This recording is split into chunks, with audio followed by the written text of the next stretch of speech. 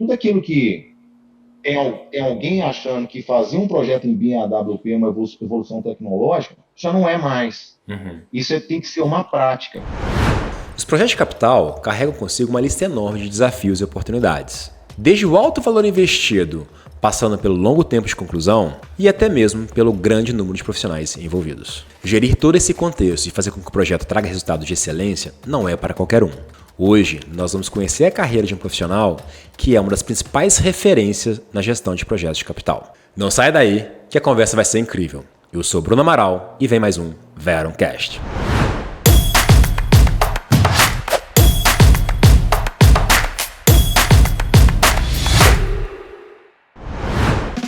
Seja muito bem-vindo ao Veroncast, o podcast da Veron, que vem falar sobre inovação, melhores práticas no projeto de capital e também sobre como alavancar bons resultados.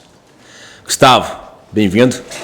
Bora, mais um episódio. E hoje a gente tem uma pessoa incrível falar conosco, né? A gente vai trazendo diversos aprendizados, falando sobre trajetória, carreira, experiência e gestão de projetos. Um parceiro nosso, conduzindo um grande projeto na Vale, com grande experiência. Acho que tem muito a contribuir com a gente aí hoje. Legal, Gustavo. Então hoje a gente tem conosco, né, o João Carlos Silva. O João, ele é gerente geral de projetos de capital, complexos Corredor Sudeste, da Vale.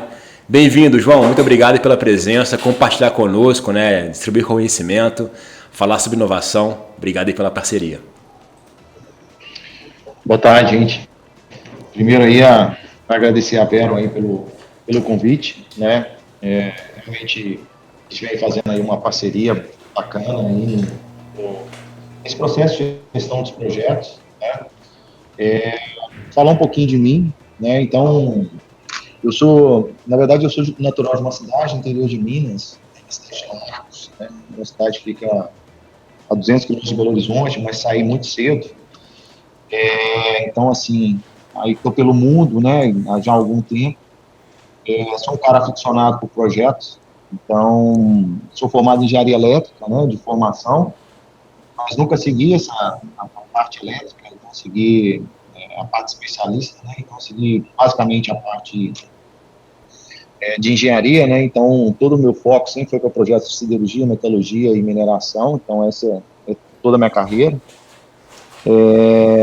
Então, assim, ao longo da minha carreira, estudei bastante, né? Então, fiz alguns MBAs na área, algumas certificações, né? Fui presidente do conselho do PMI por algum tempo, atuei no PMI fora também, né? Escrevi 2 livros nessa área de gerenciamento de projetos, né? Um publicado nos Estados Unidos e um publicado aqui no Brasil. Então, fiz uma formação em Stanford também, inovação, que a gente vai falar um pouquinho mais à frente aí, né? Que é outra paixão e acho que tem tudo a ver com o projeto. Então, bom, apesar de hoje, né, estar à frente aí desses projetos no Corredor Sudeste, projetos de capital, minha vida começou na manutenção. Então, eu fui manutenção, né, muito cedo, e acho que isso foi uma bagagem muito grande, principalmente para bagagem técnica, né? E aí, todo o restante da minha carreira, eu construí empresas aí de grande porte aí, né, como Gerdau, CSN, Alcoa, Votorantim, Vale, né, RHE Magnesita e outras, né? Então, sempre à frente aí dos projetos de capital, né? Me aventurei também, né? Acabei me aventurando isso aí em 2008. Eu estava à frente de um projeto até na Fiat, né? E aí eu recebi uma ligação, que era uma ligação da PUC, né? Legal. E aí eu achei que era um convite para fazer algum curso. E aí, não, na verdade não era um MBA em gestão de negócios, e aí eu recebi o convite para dar minha primeira aula em gestão de projetos, né?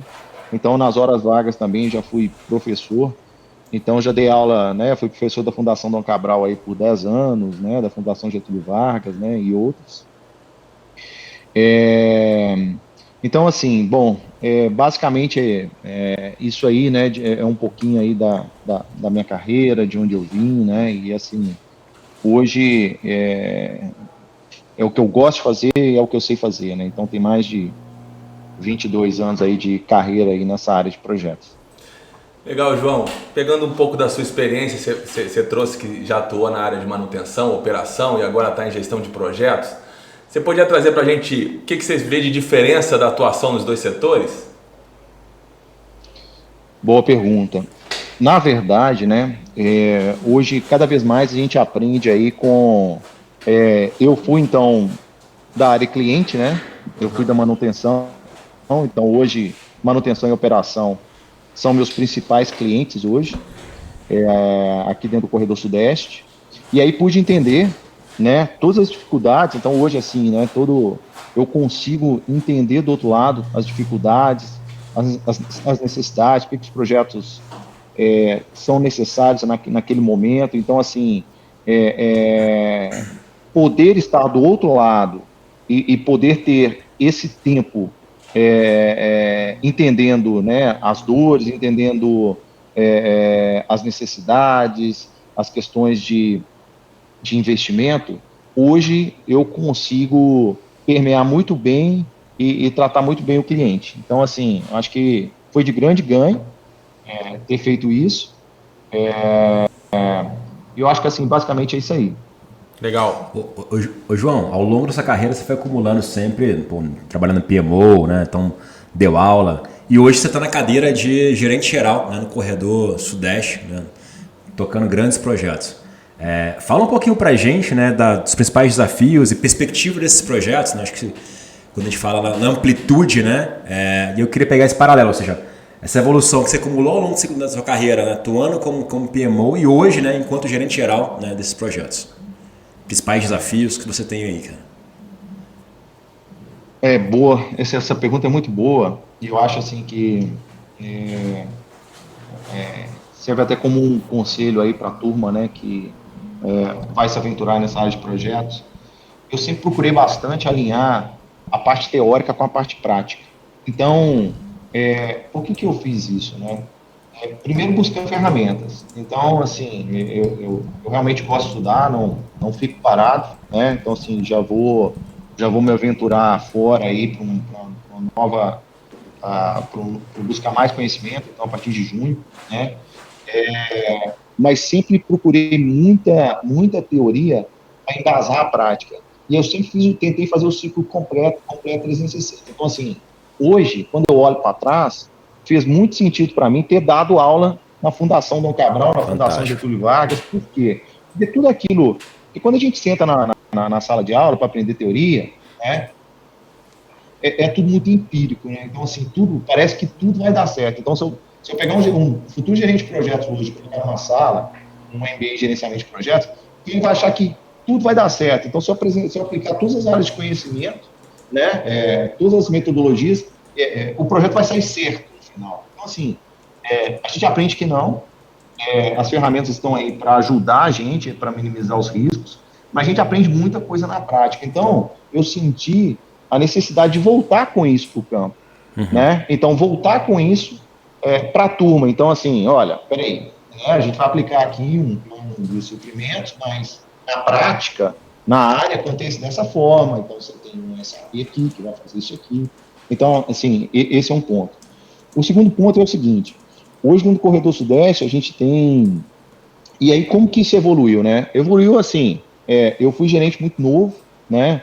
Eu fui gerente com 26 anos, e aí eu vim ao longo do tempo aí acumulando tanto uma bagagem nacional quanto internacional. Então, antes de, né, hoje eu estou na Vale, né?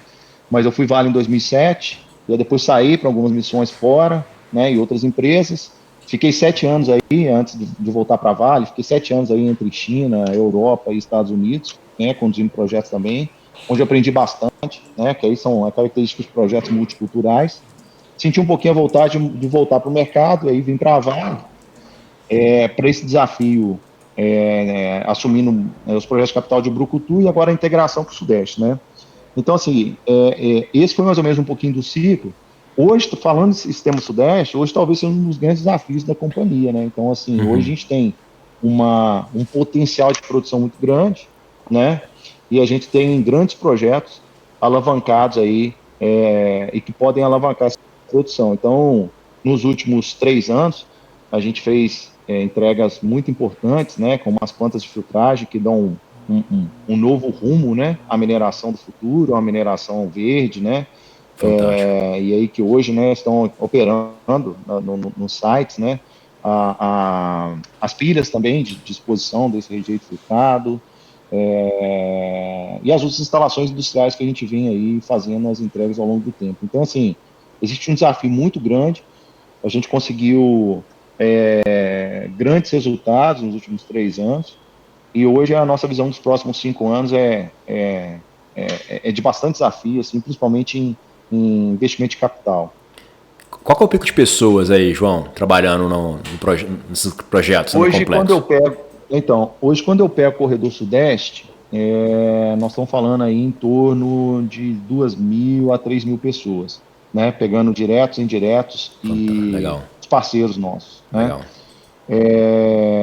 Mas esse número aí já bateu 5.000, 6.000 pessoas, né? Então, isso aconteceu em 2021, 22, principalmente no pico das obras de filtragem, né, e cavas. A gente fez essas entregas aí durante o ano de 2023 e agora a gente começou um processo de rampar de novo a contratação de mais recursos aí, né, principalmente para os projetos que estão começando agora, que já estão aprovados, alguns projetos que a gente já vai fazer o processo de aprovação, né, e aqueles projetos que estão aí no médio prazo. Então a gente vai fazer essa curva novamente. Pegando até seu contexto de né, projetos fora do Brasil, em diversas empresas no Brasil também, 3.000 pessoas no canteiro, falar uma temática de mão de obra, né? Então, mão de obra sempre surge como sobretudo em projetos, né, como um desafio. O que você enxerga dos principais desafios, você enquanto um líder, né, a implementação de projetos, com relação à mão de obra qualificada no Brasil? O que você enxerga aqui hoje? E aí, trazendo um paralelo, Brasil versus, né, os demais projetos no mundo, o que a gente tem ali de pontos a melhorar e também de fortalezas, né? Acho que olhar o copo cheio também, ou seja, quais as principais oportunidades que a gente tem de desenvolvimento e quais as nossas principais fortalezas? O Brasil aí talvez seja aí um dos maiores berços e aí eu vou falar do negócio, que é o atu, que é a mineração, e o Brasil é um dos maiores berços da mineração. Em função disso, a gente tem grandes empresas de engenharia, né, que dão suporte a gente, né. É, Hoje, talvez, um dos grandes desafios é a gente ter quando eu observo, né, o ciclo da engenharia, então, por exemplo, talvez isso é uma hipótese minha, do João, quando eu olho no passado, aí eu vejo uma engenharia talvez mais técnica, né, uma engenharia mais presente, né, em campo, e hoje eu vejo uma engenharia talvez mais em gestão, talvez tenha mudado um pouco, até o foco, isso existe um propósito por causa disso, e talvez menos técnica. E aí o que acontece é o seguinte, é que esse novo ciclo precisa se adaptar como os projetos acontecem aqui, né? Então, assim, qual que é o ponto para mim? Acho que um grande desafio que a gente vai ter o país, sim, tem muita mão de obra qualificada e ela tem excelentes escolas que conseguem formar excelente mão de obra, isso sem dúvida, né? Inclusive, a gente tem escolas sendo representadas aí fora do Sim. país, né? Acho que o grande desafio é o seguinte, o país ele tem um portfólio de projetos de capital muito grande, né? Então, assim, não só olhando mineração, mas quando você pega as outras, né? Por exemplo, quando você pega agro, né? Eu estava até conversando com o presidente de uma empresa de agro lá em São Paulo, que é amigo meu, alguns minutos atrás, e assim, quando eu olho a própria Vale, né? A própria Vale em si, com esses desafios, nós estamos falando do sistema sudeste, mas tem o sistema norte, tem o sistema sul, tem um dos maiores projetos acontecendo no sistema sul. Quando eu olho isso, é o seguinte, não só em mão de obra qualificada, uma grande preocupação se existe capacidade de montagem para esses projetos, todos acontecendo em paralelo. Porque eu vou dar um exemplo. Um montador de andaime. Hoje é uma mão de obra extremamente utilizada para a gente, extremamente assim, difícil, né, de achar, onde essa mão de obra ela se compete entre praticamente todos esses projetos de capital. Então, se hoje, por exemplo, que a gente vive o quadrilátero ferrífero, não só empresa, mas a gente tem outras empresas aqui do lado, que essas pessoas vão se movimentando por muito pouco. Sim. Muito pouco Uhum. incentivo financeiro. Então, assim, vou te dar 1%, 2%. Essas pessoas se movimentam. Então, assim, quando acontece esse movimento, e aí você tem muito capital sendo empregado, muito projeto em paralelo, significa que a pergunta fica: esses projetos vão ser todos completados as datas onde eles estão sendo prometidos, em função dessa, talvez, de uma mão de obra limitada que existe no país hoje, sendo alocada toda em paralelo? Acho que essa é uma grande pergunta. Boa. Entendeu? Então, assim, muito capital. Eu acho que um grande estudo, né, que faria sentido olha, qual que é o limite de projetos de capital, e aí pensando em dólar per capita empregado em projeto, que o país consegue investir em função da quantidade de mão de obra que ele tem hoje. Acho que essa é uma pergunta de $1 milhão aí. É verdade. Os projetos competindo entre si e a gente tem que entender se a nossa oferta vai atender a demanda, né? Acho que é um ponto importante. Exato. Ô João, você como um grande líder, está sempre em busca de fazer projetos com resultados excepcionais, né, com excelência, etc. Quais são os caminhos, quais são os pontos chaves que direcionam um projeto com resultado bom? Eu acho que, assim, o primeiro ponto essa pergunta é muito boa também, e eu acho que, assim, o primeiro ponto que eu sempre prezei é segurança. Eu acho que assim, eu que estou à frente aqui de obras e a gente está numa área de risco, né? É uma área que tem um risco alto, né? E que qualquer acidente não é um acidente simples, né? Então é uma indústria de corte. O primeiro ponto é segurança. Segurança é ser obsessivo por segurança. E essa pergunta, ela não é fácil de responder. João, você é obsessivo por segurança? Então, ser obsessivo por segurança para mim é tomar conta das pessoas, é garantir que essas pessoas chegam no site e retornam para as casas onde estão as famílias delas. Porque se isso não acontecer, não vai adiantar falar de governança aqui, não vai adiantar falar de processo de aprovação do projeto, não vai falar de alocação de capital, de orçamento, de execução, de indicador, de como... Não vai adiantar falar nada disso. Por quê? Porque depois que o acidente acontece,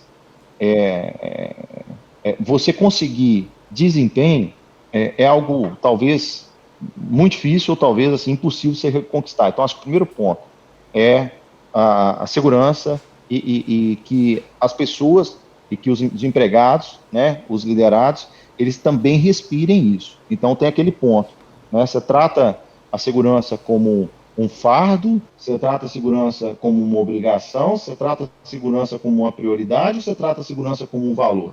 Cara, tem que ser um valor. E não é fácil ser um valor, tá? Porque a nossa própria tomada de decisão diária, ela leva aos outros pilares.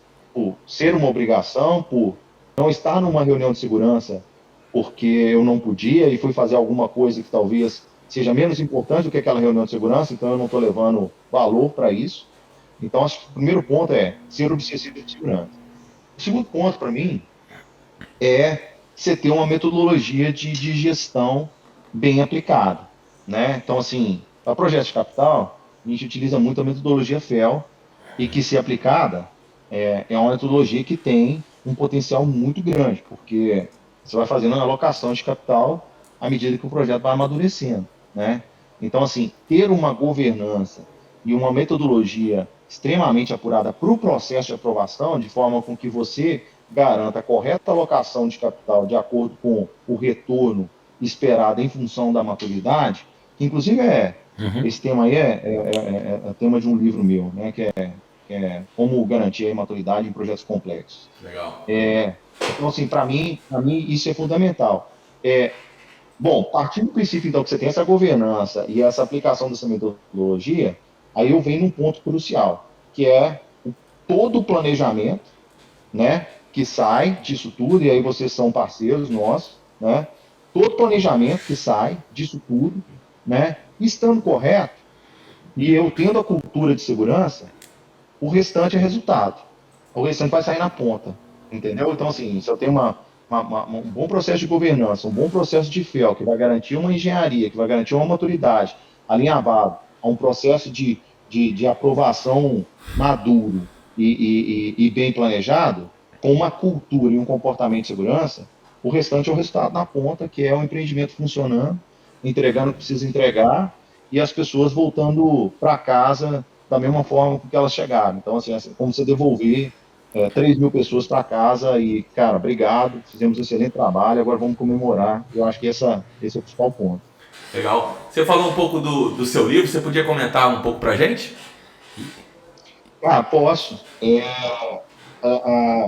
Quando eu terminei meu mestrado em administração estratégica, aí eu senti um pouquinho, falei, olha, preciso parar e preciso reunir aí todo conhecimento aí que eu adquiri, preciso fazer um livro, né?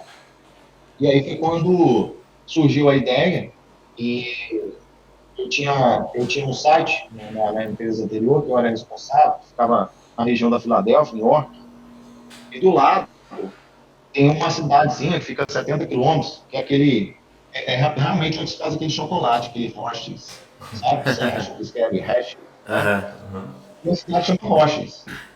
E aí teve um dia que eu estava fazendo um trabalho lá nessa cidade, que é York, e aí o diretor da planta falou assim, João, olha, vai ter uma partida de hóquei sobre o gelo lá numa cidade aqui do lado, eu nem sabia que era Roches. E eu falei, cara, bacana, né? Vamos lá, nunca fui num jogo desse, né? Vamos lá, vamos entender. E aí a gente foi, e aí cheguei lá na avenida principal da cidade, que chamava Chocolate Avenue, né? Nossa, Avenida do Chocolate, né? Eu falei, cara, deve ser aqui que é a fábrica, né? Porque o chocolate eu conheço. E aí vi o nome da editora, que é a NDI, e aí focada muito com assuntos de projeto, assuntos técnicos. E aí falei, cara, aquele sonho que eu tenho vai ser essa aqui a editora.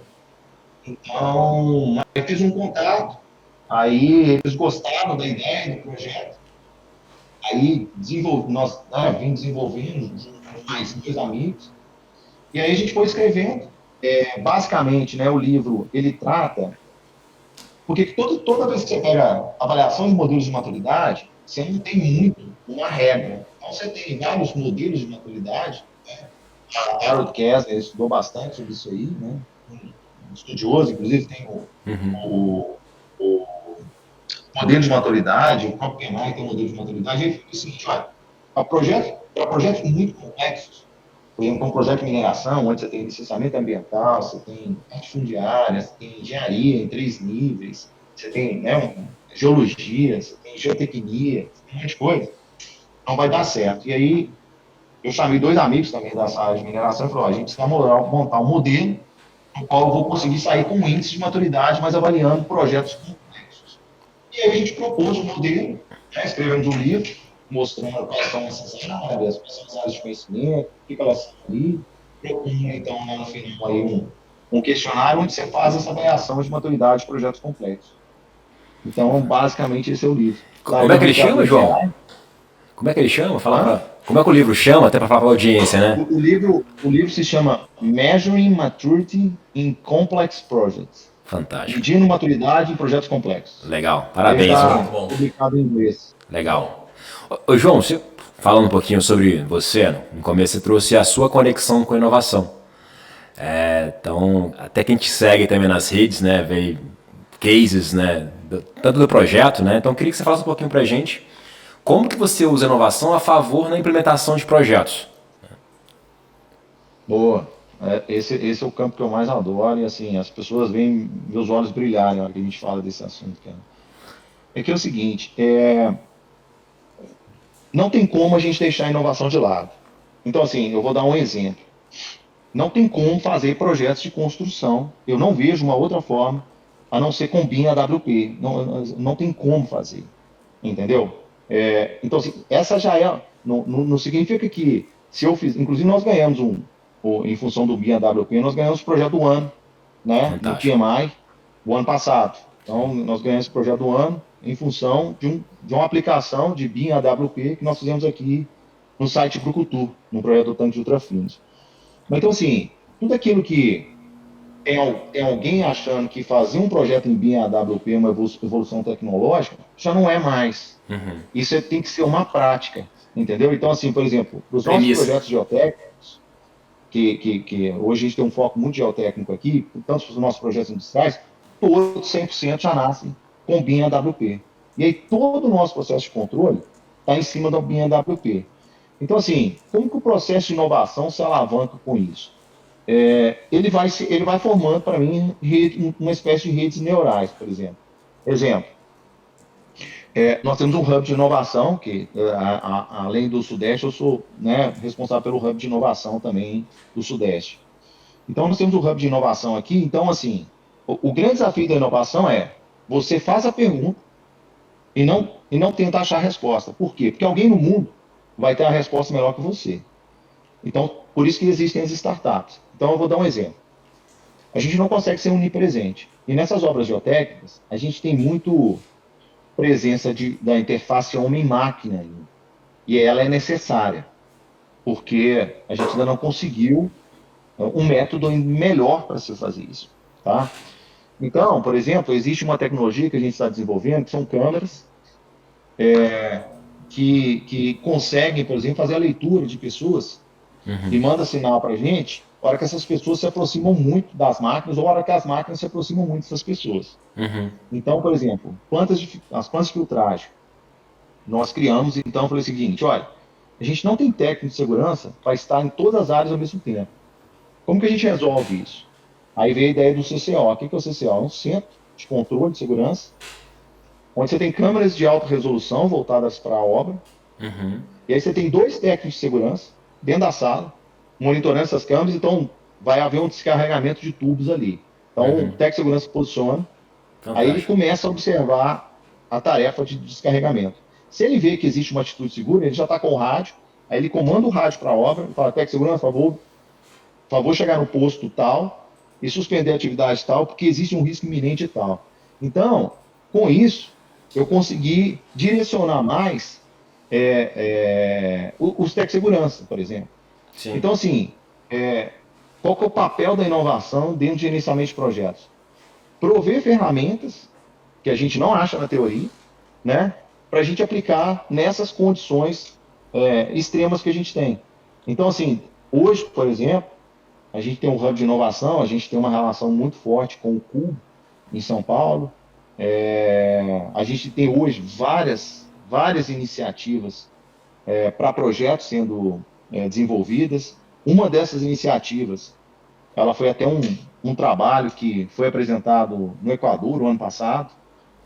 Uma dessas nos deu o prêmio aí de projeto do ano, segundo a revista Mundo PM aí e o PMI. Então, assim, não tem como ficar sem ela. Como assim, eu tenho um hub de inovação aqui atrás de mim Uhum. e eu não consigo passar em frente e não fazer uma pergunta para os meus problemas onde, por exemplo, cara, eu preciso da solução, mas eu aprendo a não dar a solução. Eu acho que esse é o princípio da inovação. Então, assim, eu diria, não tem como ficar sem isso. Dentro do mundo de gerenciamento de projetos hoje e das tecnologias que a gente tem disponíveis. E a conexão com a vida real, né, João? Ou seja, você está com um hub aí do teu lado, tem um problema, como é que eu resolvo o problema, né? E não, Exato. E né? outra coisa, vou dar um exemplo melhor.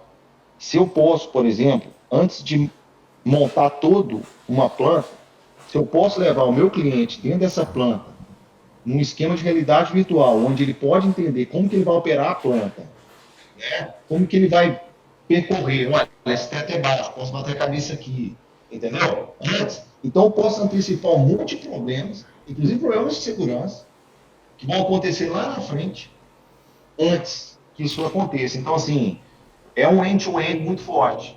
Ah, fantástico. Legal, muito bom, muita experiência, muitos insights, muito legal, ô João. Falando um pouco sobre pessoas, aí aproveitando a nossa audiência, e aí pegando toda essa tua experiência, sua visão de liderança, que mensagem você poderia trazer, conselhos, etc., para os profissionais que estão ingressando hoje, tanto na mineração, na gestão de projetos em outros setores, que mensagem você pode trazer para esse público? Bom, eu acho que não existe receita, né? Não existe receita. né? Senão ficava muito fácil, né? Então, assim, quando eu entrei no mercado, se eu houvesse uma receita, ia ser bem mais fácil, né? Mas eu acho que tem um ponto que eu acho bacana, e são aquelas perguntas que, se você pudesse voltar no passado, o que você faria da mesma forma que você fez? Então, assim, eu acho que essa aposta de sempre capturar a teoria e trazer colocar na prática, eu acho que sempre foi um negócio que deu muito certo na minha vida, na minha carreira. E eu tive um líder, e aí eu vou captando várias frases durante a minha vida, mas eu tive um líder, que inclusive eu era estagiário na época, que falou o seguinte: João, se tem um negócio que você pode apostar em você, e que ninguém vai te tirar, é conhecimento. Esse conhecimento vai te ajudar a entregar resultados. Então, nessa época eu era estagiário, né? E aí isso foi um fundamento muito forte para a minha bagagem teórica que eu tenho hoje, né? Acho que a teoria, né? Você sempre está aí atualizado e se informando e não parar de estudar, sempre vai trazer algo melhor que vai te ajudar a tomar uma decisão ainda melhor para esse gerenciamento de projetos que é imenso, cara. Então, assim, eu acho que eu diria, nunca pare de estudar. Gerenciamento de projetos é um mundo infinito, né? É um negócio que sempre vai estar se atualizando. As teorias se atualizam, sofrem revisões. Então, por isso que eu diria, estudem e não deixem inovação de lado. Inovação pode puxar o nosso tapete.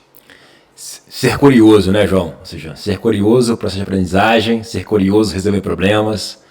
Fantástico. Acho que a gente podia ficar... Eu também sou um apaixonado pela aprendizagem, apaixonado por inovação. Acho que a gente podia ficar aqui horas falando sobre, né, gestão de projeto de capital. João, muito obrigado pela presença, agradecer a parceria de novo, né? Acho que falar para os nossa audiência, né, também que está aprendendo conosco. Então deixa aí seu comentário, deixa, né, qual episódio que você quer ver aqui no Veroncast, né? Deixa pra gente nos comentários, manda pra gente. E sobretudo, pessoal, compartilhe, né? Então hoje a gente trouxe diversos insights sobre inovação, sobre carreira, né, em gerenciamento de projetos. Então deixa aí seu like. Meu nome é Bruno Amaral, me segue no Instagram, me segue no LinkedIn. Sigam também tanto o Veron Partners quanto a Veron Institute. Gustavo. É isso aí, pessoal. Se inscreva no nosso canal, ative o sininho. Gustavo Roberto também no LinkedIn. Estou à disposição para a gente trocar mais conteúdo. E deixo a finalização para o João, para ele se despedir aí e dar um até logo para o nosso público. Bom, turma, primeiro eu queria agradecer, né, a oportunidade de estar aqui falando. Assim, contem comigo quando precisar, eu estou aí realmente para passar, sinto o maior prazer. Agradecer a parceria de vocês aí com a gente também nos projetos. E assim, desejar o melhor para todos aí. E estamos juntos, no gerenciamento de projetos, a gente faz junto e conectado. Obrigado, João. Obrigado pela parceria. Um abraço. Gente. O Veroncast é uma produção da Veron Partners e do Veron Institute. Esse episódio contou com roteiros de Joel Corsini, Bruno Amaral e Igor Favetti. Edição, Joel Corsini. Fotografia e imagens, Grace Lisboa. Som e mixagem, Felipe Barbosa. Logística, Camille Chikawa. Marketing, Rafaela Caetano. A Veron Partners e o Veron Institute estão no LinkedIn, YouTube, Instagram, Facebook, Spotify e nos principais agregadores de áudio. É só nos procurar e seguir a gente por lá. Até o próximo episódio.